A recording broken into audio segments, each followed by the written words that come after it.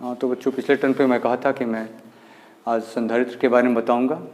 संधारित्र से पहले परावैद्युत सामर्थ्य तथा भंजक विभवांतर को समझ लेना आवश्यक है। आइए पहले हम जरा समझ लें कि ये क्या होता है, परावैद्युत सामर्थ्य तथा भंजक विभवांतर।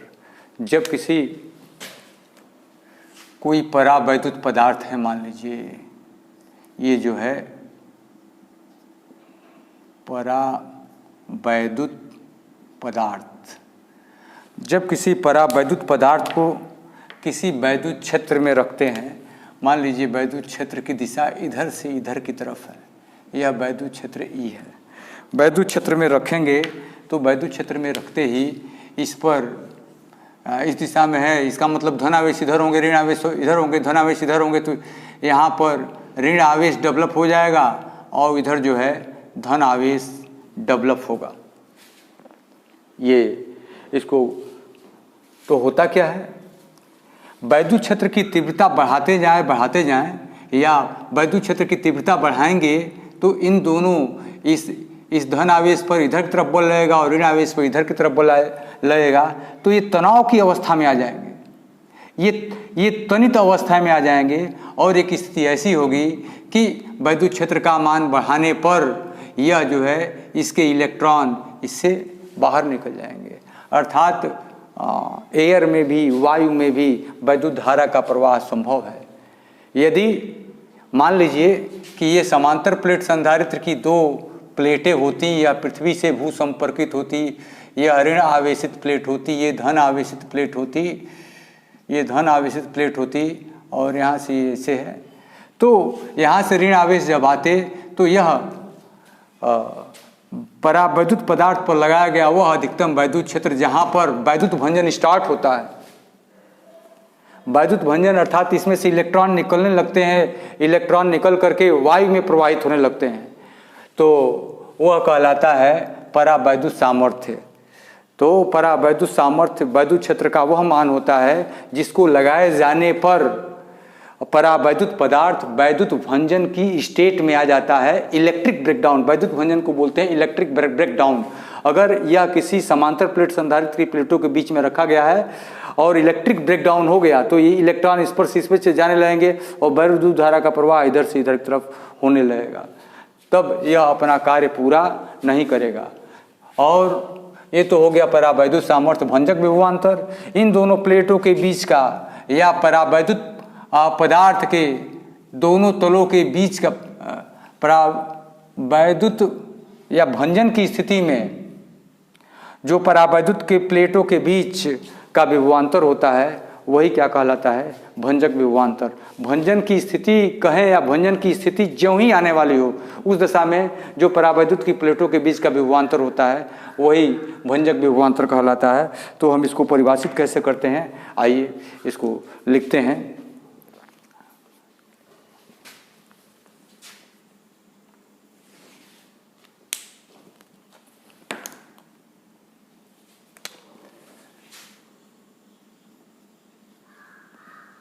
किसी परावैद्युत पदार्थ के लिए वह अधिकतम वैद्युत क्षेत्र जिसे कोई परावैद्युत पदार्थ बिना वैद्युत भंजन के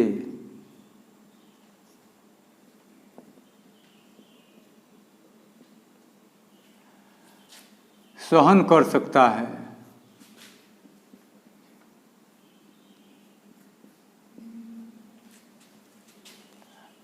कामा परावैद्युत सामर्थ्य कहलाता है। परावैद्युत सामर्थ्य कहलाता है।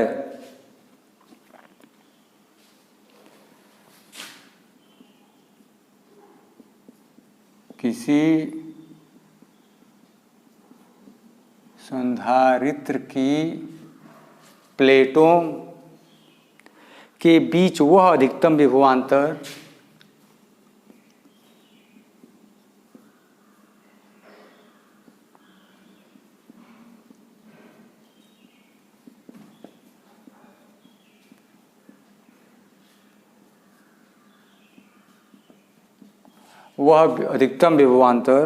जिसे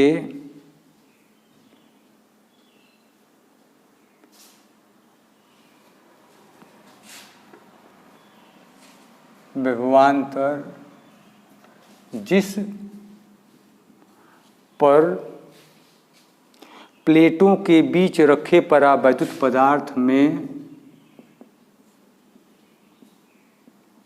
प्लेटों के बीच रखे परावैद्युत पदार्थ में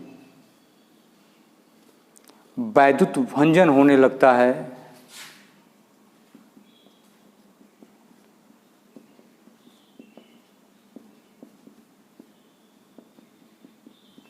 वैद्युत भंजन होने लगता है कामा भंजक विभवांतर कहलाता है।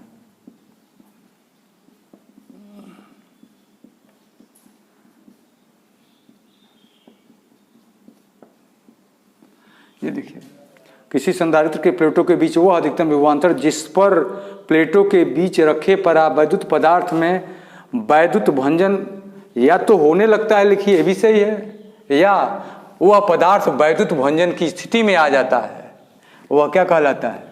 भंजक विभवांतर कहलाता है।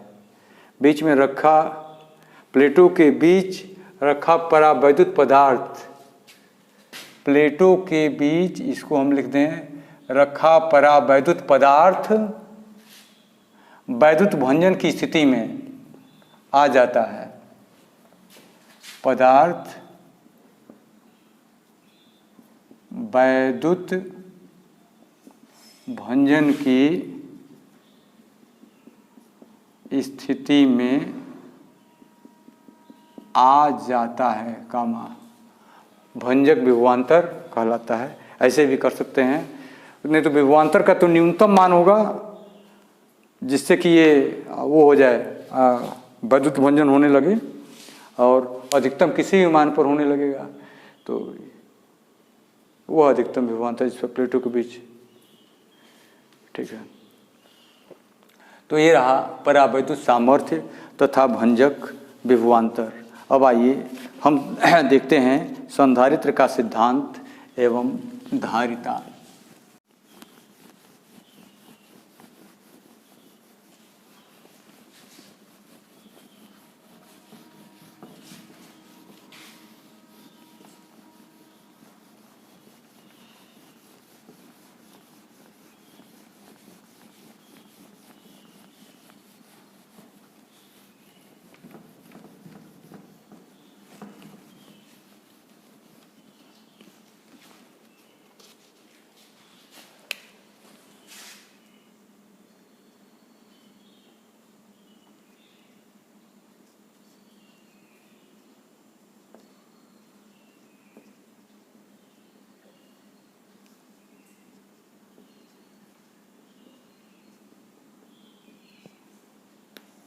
संधारित्र का सिद्धांत एवं धारिता।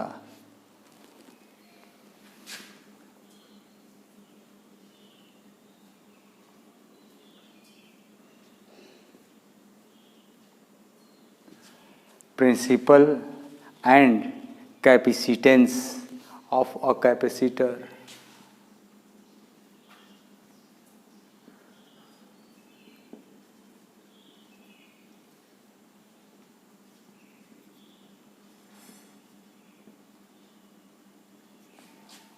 कैपेसिटर प्रिंसिपल एंड क्या है, संधारित्र कहते किसे हैं, तो इसके बारे में आइए हम आपको बताते हैं। संधारित्र वह युक्ति है जिस पर या जिसका आकार परिवर्तित किए बिना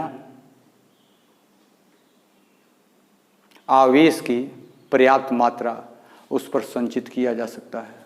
होता ये है कि कोई भी चालक ले लें, इसको कुछ आवेश दे दें या इस पर आवेश देने की एक सीमा होगी। इसको आपको बताया जा चुका है कि इस पर एक अधिकतम आवेश दिया जा सकता है। इसके बाद यदि हम इसको आवेश देते हैं तो यह आवेश, जो आवेश दिया जाएगा वह इसके द्वारा प्रतिकर्षित कर दिया जाएगा, यानी यह पुनः नहीं लेगा। अब हमें करना क्या है, इसके आवेश को, इस पर इसके आवेश संग्रहण की क्षमता बढ़ानी है। तो इसके लिए हम करते क्या हैं, इसके लिए ठीक ऐसा ही, या कोई जरूरी नहीं कि ठीक ऐसा ही है, लेकिन हम जो जब संधारित्र की बात करेंगे तब ठीक ऐसा ही एक इसके बगल में, या हो सकता है वो ठीक वैसा भी ना हो, क्योंकि गोली संधारित्र में वैसा नहीं होता है। एक दूसरा चालक, इसके बगल में कोई दूसरा चालक हम ला करके रख देते हैं।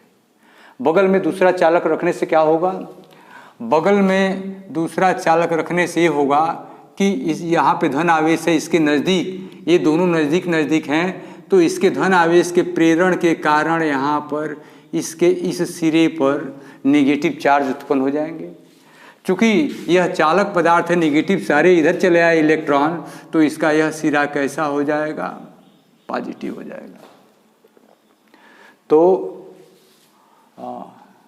एक चीज़ बड़े गौर से समझने की है कि माना कि कोई चालक है जिसकी धारिता C है, इसको Q आवेश देने पर इसका विभवांतर हो जाता है V हो जाता है। तो आपको बताया गया है कि V = Q/C या C = Q/V।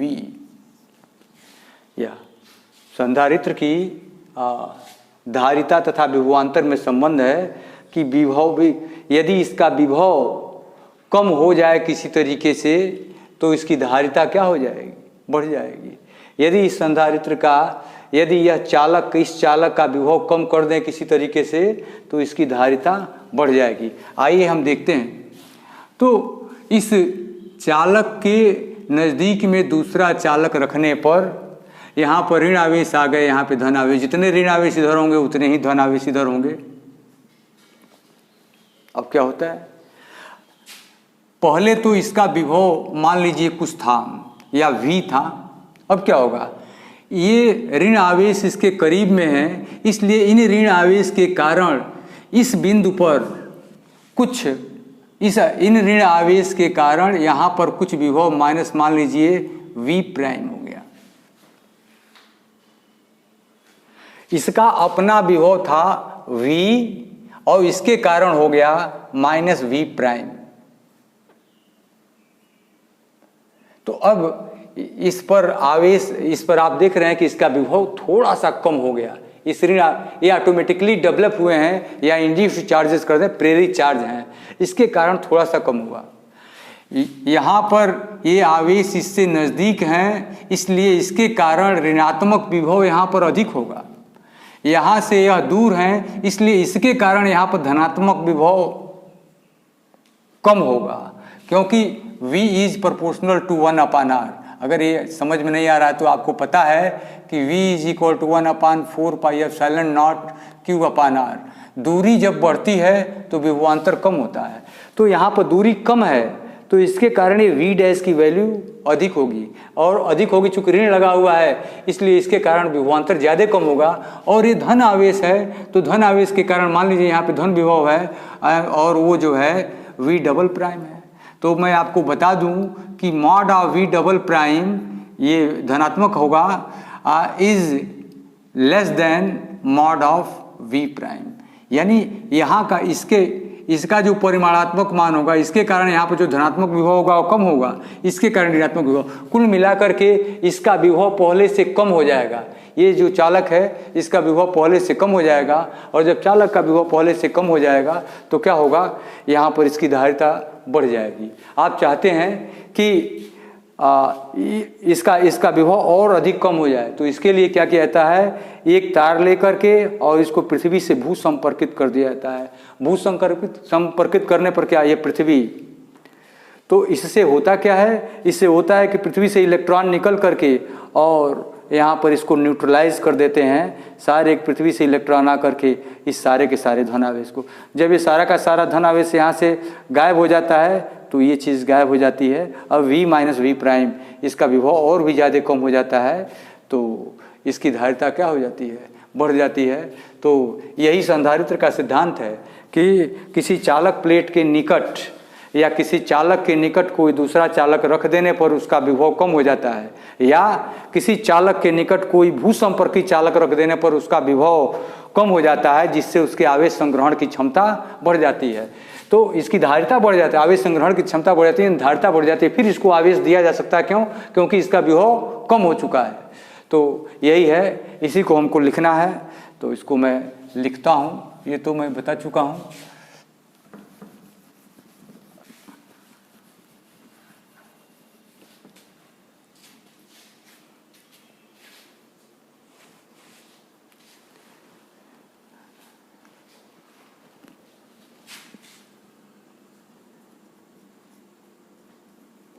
यदि C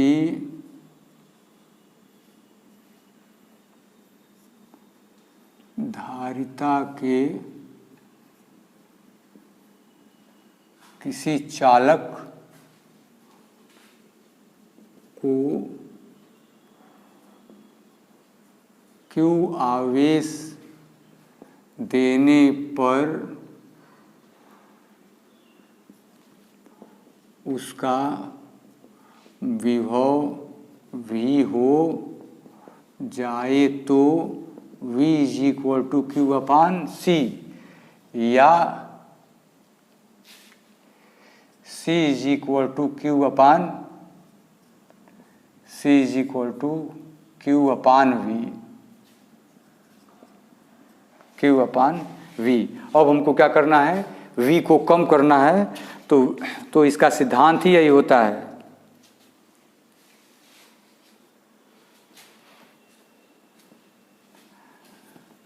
संधारित्र का सिद्धांत क्या है, यहाँ पर लिख दें कि धारिता को बढ़ाने के लिए V को कम करना होगा। तो अब V को कम कैसे करते हैं,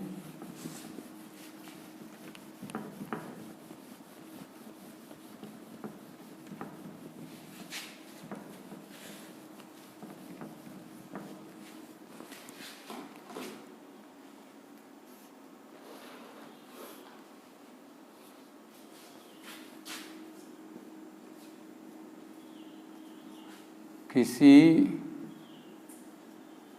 आवेशित चालक के निकट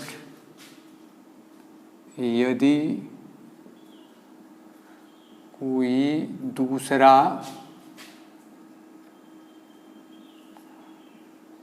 भूसंपर्कित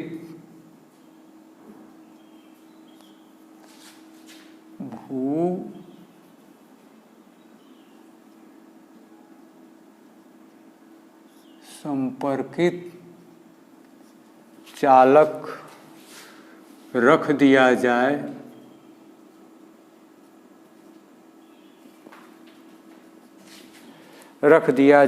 तो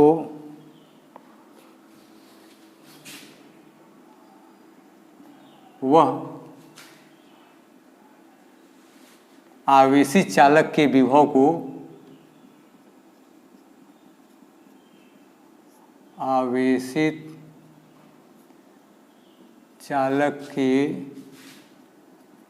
विभव को कम कर देता है।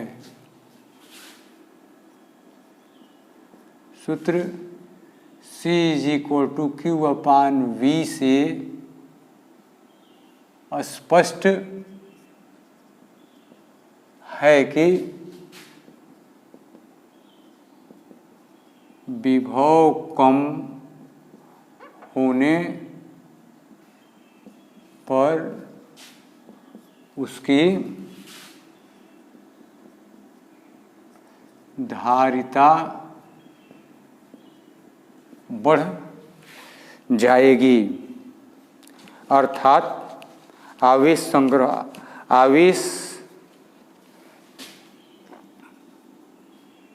अर्थात अरे मैं क्या लिख रहा हूँ ये,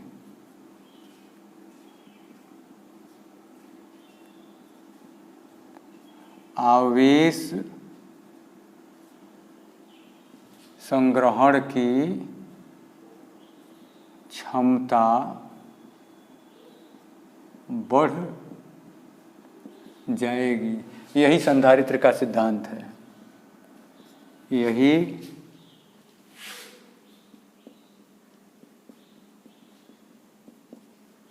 संधारित्र का सिद्धांत है। आइए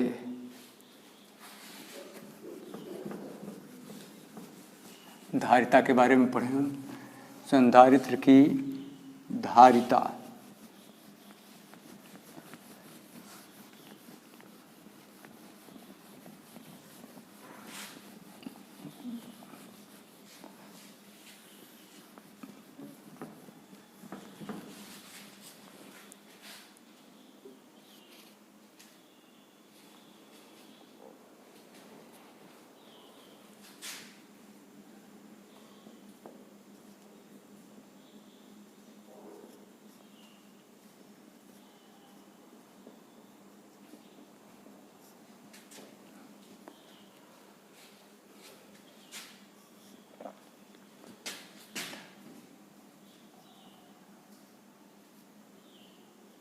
मान लीजिए संधारित्र की दो प्लेटें हैं और दो प्लेटों में एक पर धन आवेश है और दूसरे पर ऋण आवेश है। दूसरा वाला प्लेट भू संपर्कित है और एक पर प्लस क्यू आवेश, केवल पहले पर आवेश दिया जाता है तो चालक है तो दूसरे पर ऑटोमेटिकली उतना प्रेरित हो जाता है। ठीक है, तो इसमें लिखा जाता है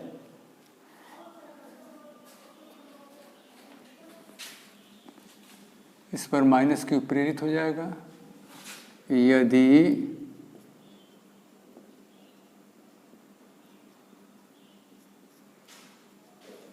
संधारित्र की प्लेटों पर प्लस क्यू एवं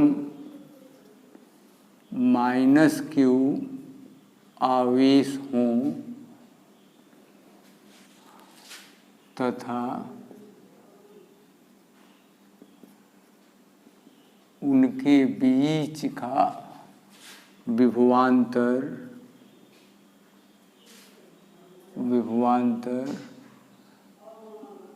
V हो तो संधारित्र की धारिता C=Q/V। यहाँ पर होता है कूलाम पर वोल्ट या इसी को लिखा जाता है फैरड। यहाँ पर संधारित्र की धारिता को कूलाम प्रति वोल्ट या फैरड लिखा जाता है। लिखिए, यदि V=1 वोल्ट तब C=Q, अर्थात संधारित्र की धारिता उस आवेश के बराबर होती है जो कि संधारित्र की प्लेटों के बीच एकांक विभवांतर उत्पन्न होने पर रहती है। तो क्या लिखेंगे, अर्थात किसी संधारित्र की धारिता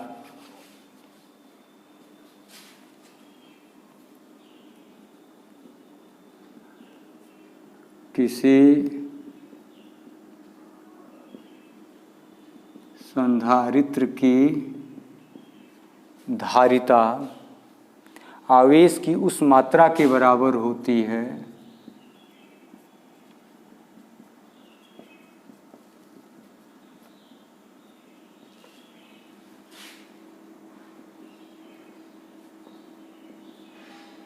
के बराबर होती है।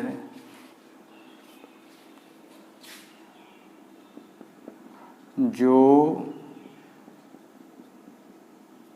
संधारित्र की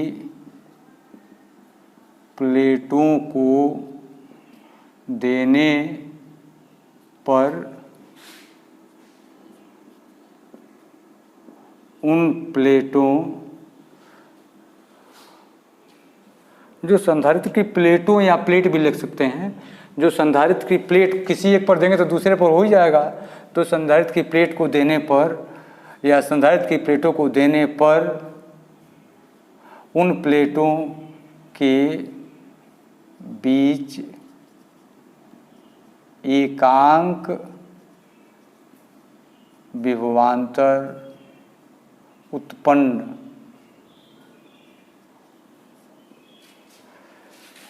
एकांक उस आवेश की उस मात्रा है ये के बराबर, जो संधारित्र की प्लेटों को देने पर उन प्लेटों के बीच एकांक विभवांतर उत्पन्न कर दे। ये रहा संधारित्र की धारिता की परिभाषा। आइए, संधारित्र कई प्रकार के होते हैं। एक समांतर प्लेट, इस तरह के ये दो प्लेटें हैं, चालक प्लेट है, एक इस तरह से है, ये भी है, आयताकार भी हो सकती है, वृत्ताकार भी हो सकती है, कुछ भी हो, वृत्त के आकार की, आयत के आकार की, या किसी भी आकार का लिया जा सकता है इसको। तो इसको बोला जाता है, चूँकि दोनों प्लेटें समांतर एक दूसरे के रखी रहती हैं इस तरीके से, इसलिए इसको समांतर प्लेट संधारित्र। और भी होता है गोली संधारित्र भी होता है कुछ इस तरह से, एक अंदर गोला होता है, एक बाहर गोला, दोनों कॉन्सेंट्रिक होते हैं, यानी दोनों का केंद्र, दोनों गोलों का केंद्र, एक पर आवेश दिया जाता है तो दूसरे पर आवेश उत्पन्न होता है। इसमें दो प्रकार के, इस गोली संधारित्र में भी दो प्रकार के होते हैं, बाहर वाले को भू संपर्कित कर दिया जाता है, अंदर वाले को चार्ज दिया जाता है, और एक बार होता है अंदर वाले को भू संपर्कित कर दिया जाता है, बाहर वाले को दिया जाता है। तो ये गोली संधारित्र हो गया। और एक होता है बेलनाकार संधारित्र, कुछ इस तरह से बेलन के आकार का कोई चालक पदार्थ ले लिया जाता है, फिर इस तरह से, और तो ये एक अंदर बेलन बाहर बेलन, इस तरह से बेलनाकार संधारित्र कई प्रकार के होते हैं, लेकिन हमको पढ़ना ही है केवल समांतर प्लेट संधारित्र के बारे में और गोली संधारित्र के बारे में।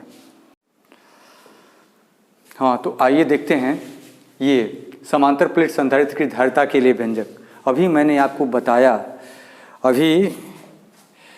आपको ये बताया कि समांतर प्लेट संधारित्र, कोई भी चालक की दो प्लेटें, चालक की दो प्लेट कुछ इस तरह की हो, ये देखिए इस आकार की प्लेट हो, इस तरह की प्लेट हम ले सकते हैं, और दो पैरेलल प्लेट ले लेंगे तो ये समांतर प्लेट संधारित्र कहलाएगा। एक पर आवेश देंगे तो मान लीजिए प्लस आवेश दे रहे हैं तो दूसरे एक पर निगेटिव आवेश आ जा रहा है, तो ये समांतर प्लेट संधारित्र कहलाएगा। यदि इसको पृथ्वी से भू संपर्कित कर देते हैं तो और अच्छा।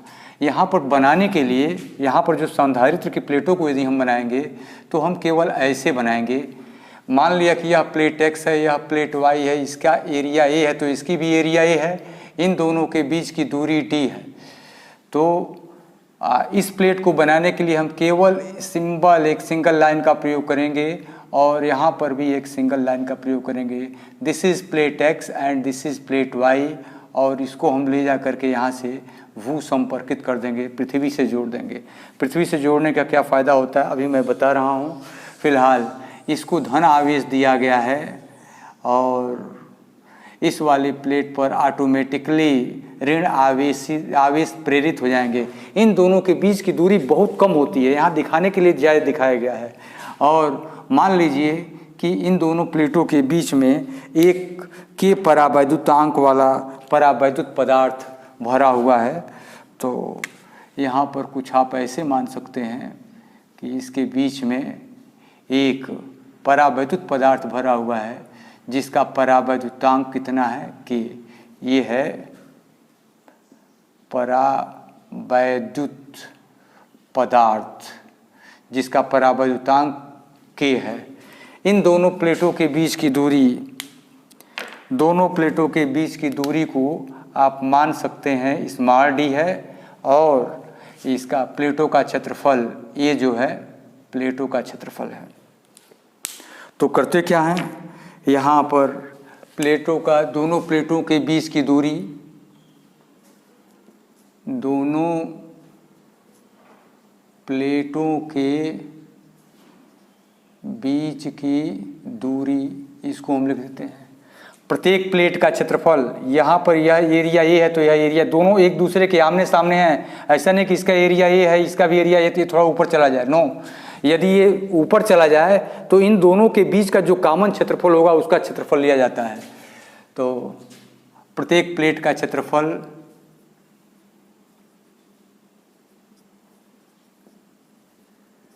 प्रत्येक प्लेट का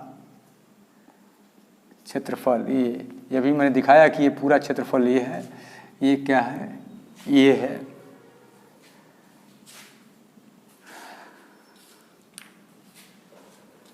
ये प्लेटों को दिया गया आवेश,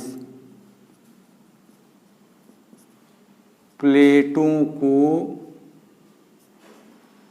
दिया गया आवेश बराबर प्लस माइनस क्यू। यहाँ पर प्लस क्यू अगर कह दें तो क्यू लिखें सीधे, क्योंकि अगर इस पर प्लस क्यू दिया जाएगा तो इस पर ऑटोमेटिकली माइनस क्यू, यहाँ पर माइनस क्यू आ जाएगा। प्लस क्यू दिया जाएगा तो ऑटोमेटिकली वहाँ पर माइनस क्यू आ जाना है। इस वाले प्लेट पर प्लेटों को दिया गया आवेश क्यू, एक को क्यू आवेश दिया गया, दूसरे पे माइनस आ गया। अब क्या करते हैं, आइए इसमें दो चीज़ों का, दो फार्मूले का ज्ञान होना आवश्यक है। एक फार्मूला आपको ये बताया गया होगा कि कोई एक तरफ से या कोई सीट है जिस पर एक तरफ आवेश हैं, इस पर एक तरफ आवेश के कारण यहाँ पर वैद्युत क्षेत्र की तीव्रता होती है। इसके नज़दीक किसी बिंदु पर वैद्युत क्षेत्र की तीव्रता बाहर की तरफ E is equal to sigma upon epsilon naught, sigma upon 2 epsilon naught के होती है। और अगर यही कोई इस तरह से धनात्मक प्लेट हो और ये ऋणात्मक प्लेट हो तो धनात्मक प्लेट के कारण इधर तरफ होगी सिग्मा अपान 2 एप्सिलॉन नॉट के, और ऋणात्मक प्लेट के कारण भी यहाँ पर वैद्युत क्षेत्र की तीव्रता। तो जब यहाँ पर निकालेंगे टोटल वैद्युत क्षेत्र की तीव्रता निकालेंगे तो इस पर इसकी भी सरफेस चार्ज डेंसिटी सिग्मा है, इसकी भी surface charge density sigma. Surface charge density का मतलब पृष्ठीय आवेश घनत्व। यहाँ पर लिखेंगे संधारित्र की प्लेटों पर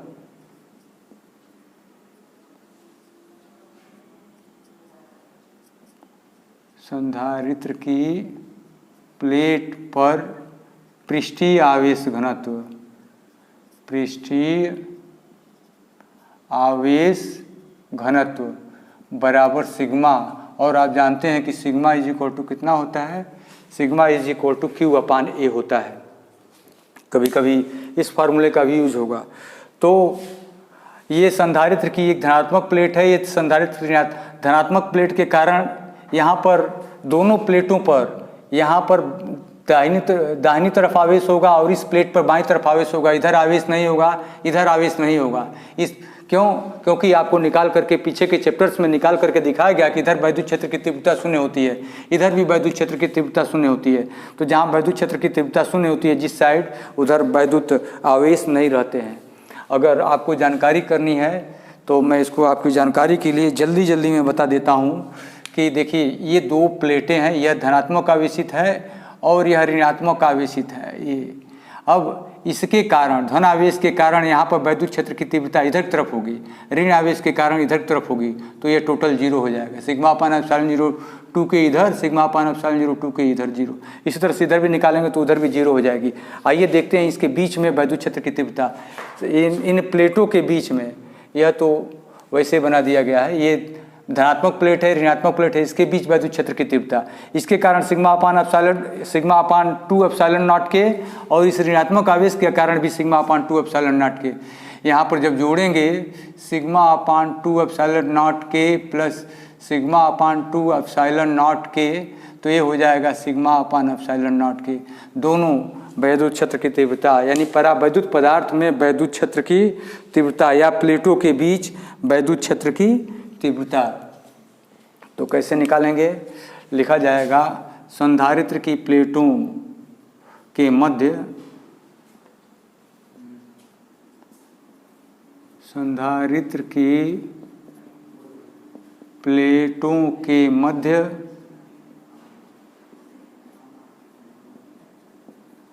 वैद्युत क्षेत्र की तीव्रता E is equal to sigma upon epsilon naught के।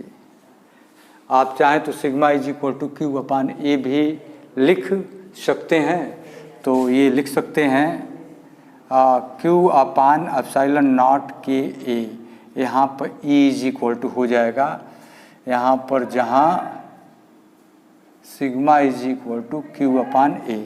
अब क्या करते हैं, यदि दोनों प्लेटों के मध्य विभवांतर V हो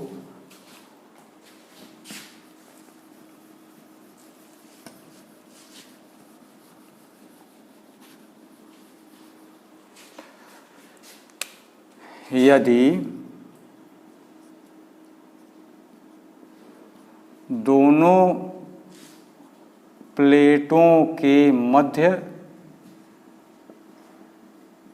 विभवांतर V हो तो यहाँ पर एक आप पहले फार्मूला पढ़े हुए थे कि E is equal to V by D, जहाँ डी इसके बीच की दूरी है। तो क्या होता है, V is equal to E D हो जाएगा ना। तो हो जाएगा तो V is equal to E into D. अब यहाँ पर निकालेंगे तो V is equal to E की वैल्यू रखिए Q upon epsilon naught K A और यहाँ पर है D। ये V की वैल्यू हो गई विभवांतर की, दोनों प्लेटों के बीच की विभवांतर की।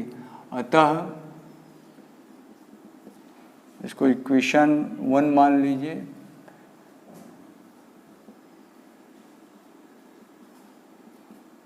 संधारित्र की धारिता C इज इक्वल टू कितना हो जाएगा, Q अपान V,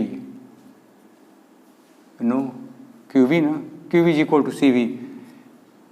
तो C is equal to Q upon V। ठीक है, अब हम क्या करेंगे, Q अपान V की वैल्यू रखेंगे Q upon epsilon naught K A और ये ऊपर मल्टीप्लाई हो जाएगा यहाँ पे D से।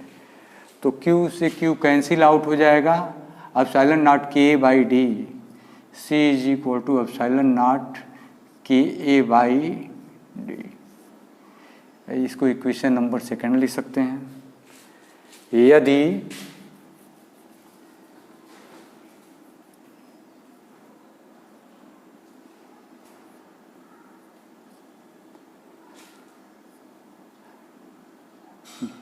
संधारित्र की दोनों प्लेटों के मध्य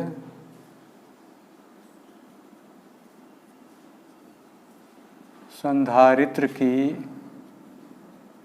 दोनों प्लेटों के मध्य वायु हो तो K is equal to 1 comma तथा C इज इक्वल टू हम C नॉट मानेंगे। C is equal to C naught ये हमने मान लिया है। तो अतः C naught is equal to epsilon naught A upon epsilon naught A upon D. ये भी फार्मूला होता है। K इज इक्वल टू 1 हो गया, ये इक्वेशन नंबर 3 हो गया। तो C naught is equal to epsilon naught A upon D. Formula समांतर प्लेट संधारित्र की धारिता का जो व्यंजक है C is equal to epsilon naught K by D या C naught is equal to epsilon naught A by D, यही होता है। अब क्या करते हैं, आइए जरा सा देखते हैं कि के की डिफिनीशन बनाए यहाँ से क्या होता है, के की डिफिनीशन कैसे करते हैं, के लिए कैसे लिखते हैं। आपका डेरिवेशन यहाँ तक कंप्लीट हुआ, लेकिन इसी में थोड़ा सा आगे हम बढ़ा दें इसको।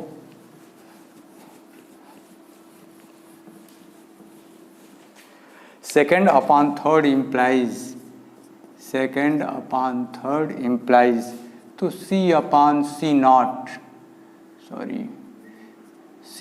C naught is equal to K।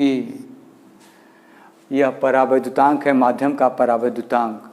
अर्थात कैसे हम इसको कहेंगे, समांतर प्लेट संधारित्र की धारिता या ये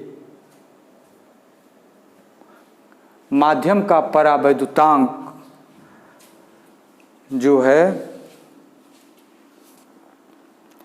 उस माध्यम से युक्त संधारित्र की धारिता तथा उसी आकार से वायु संधारित्र की धारिता के अनुपात के बराबर होता है।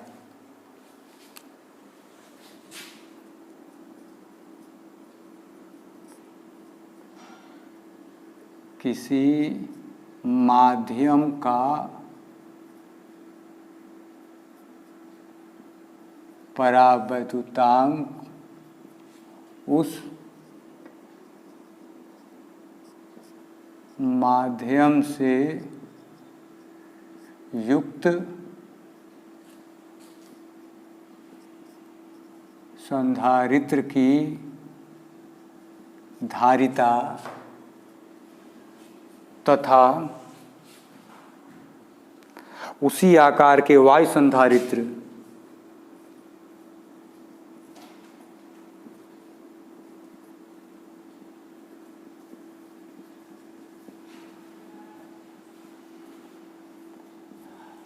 उसी आकार के वायु संधारित्र की धारिता के अनुपात के बराबर होता है। ये रहा के की डिफिनीशन माध्यम के परावैद्युतांक। इसका कोई मात्रक नहीं होता क्योंकि फैरेड बटे फैरेड से फैरेड कट जाएगा और इस तरीके से आपको ये प्राप्त हो जाएगा के की वैल्यू